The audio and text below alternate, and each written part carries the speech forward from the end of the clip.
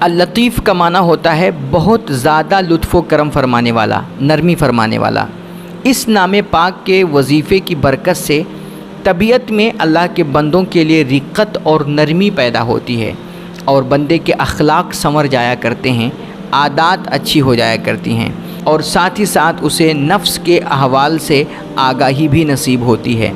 جو بندہ اس نام پاک کا وظیفہ کرتا ہے، اللہ اسے گناہوں کے ارتکاب سے محفوظ فرما دیا کرتا ہے، اور اس کا ذہن، دل، دماغ اور بدن کا ہر عضو اللہ کی منع کردہ چیزوں کے ارتکاب سے باز آ جایا کرتا ہے، اور اسی طرح اس بندے کو روحانی اسرار کی معرفت بھی نصیب ہوتی ہے۔ اور اس نام پاک کے ورد کے ساتھ اگر کوئی یہ الفاظ بھی دہرا لے، اس کے ساتھ ساتھ یہ الفاظ بھی پڑھیں، تو اسے ہر قسم کے ڈر اور خوف سے اللہ نجات عطا فرما دیا کرتا ہے۔ الفاظ یہ ہیں، یعنی اللہ کا یہ نام پاک پڑھے یا لطیف، اور اس کے ساتھ ساتھ یہ الفاظ بھی ملا لیں: لا تدرکہ الابصار وہو یدرک الابصار وہو اللطیف الخبیر۔ لا تدرکہ الابصار وہو یدرک الابصار وہو اللطیف الخبیر۔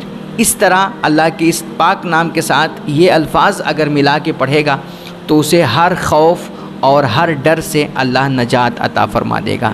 اسی طرح اگر کوئی بندہ بیمار ہے، اسے شفا چاہیے، تو اللہ کے اس نام پاک کے ساتھ وہ کوئی آیت شفا ملا کر کے پڑھے، مثلا یا لطیف الذی ہوا یطعمنی ویسقینی واذا مرضت فہو یشفین۔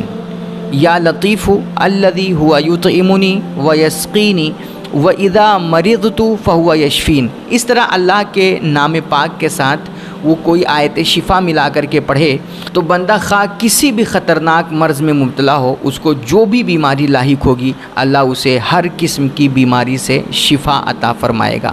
اور اسی طرح اس نام پاک کا وظیفہ یا لطیفو کا وظیفہ دفع مشکلات اور تمام معاملات کے حل کے لیے بھی کافی مفید ہے۔